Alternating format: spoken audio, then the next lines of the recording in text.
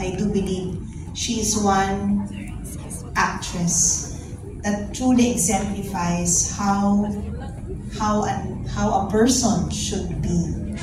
Totoo, walang bahid dunis, wala po akong alam na kasalanan ni Tita Glo o skandalong na-involve si Tita Gloria. And Tita Glo, I know you are in heaven with our Lord Jesus Christ, and you will be making movies now with a lot of our movie greats, together with my father-in-law, Ramon Revilla Sr., and your greatest leading man, Juancho Gutierrez. Idol ko rin ang papa mo. In behalf of our family, mula sa aming yumaong ama, Ramon Revilla Sr., my husband, Senator Ramon Bong Revilla Jr., and my children, we would like to send our condolences. This morning, Marites, my children, si Kong Brian and Kong Jolo, presented a House resolution in Congress, and I will read it to you. We forwarded this to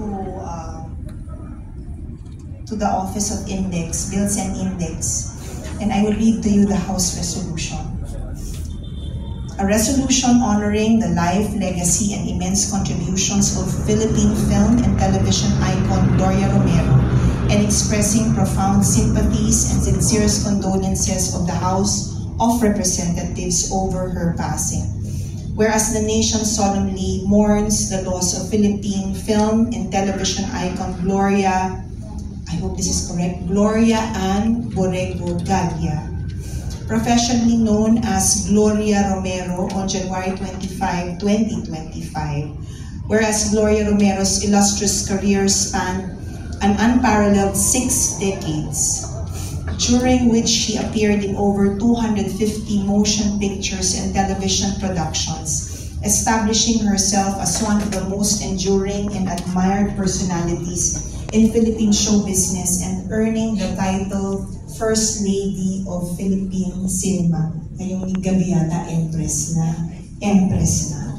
Whereas at the young age of 11, Gloria Romero began her journey in the entertainment industry, first appearing as an extra in the 1949 film Ang Lumang Bahay sa Gulod, as well as in 2 other films, Prinsipe Don Juan and Bahay na Tisa in 1951. I hope my history is correct. Whereas her exceptional talent and dedication allowed her to breathe life into every character she portrayed, earning her numerous accolades, including multiple Best Actress and Best Supporting Actress awards from the Filipino Academy of Movie Arts and Sciences, FAMAS, and the Gawad Urian Awards, among others. Whereas Gloria Romero's most celebrated works include her award-winning performances in films such as Dalagang Ilocana in 1954, Alaalang Banal in 1959, Saan Nagtatago ang Pag-ibig in 1987, Nagbabagang Luha in 1988, Tanging Yaman year 2000, Magnifico 2003, Taliman 2010, and as well as her memorable role in the 90s television sitcom Palibhasa Lalaki from 1987 to 1998. Whereas even in the latter years of her life, Gloria Romero continued to grace both television and film, appearing in productions such as The Rich Man's Daughter 2015, Meant to Be in 2017, Ang Panday 2017, and Rainbow Sunset 2018, showcasing her enduring artistry and passion for her craft.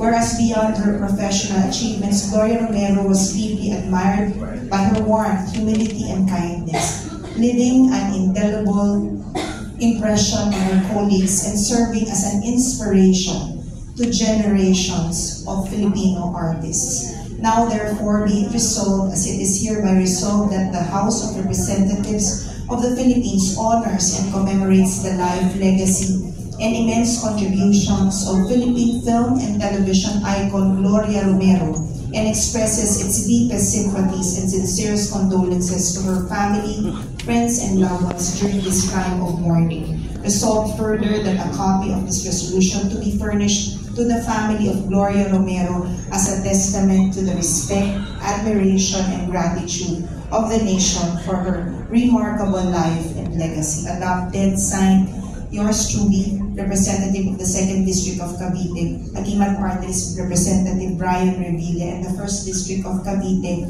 Representative Ramon Jolo Revilla III. Alay po namin ito sa inyong Marites mula sa House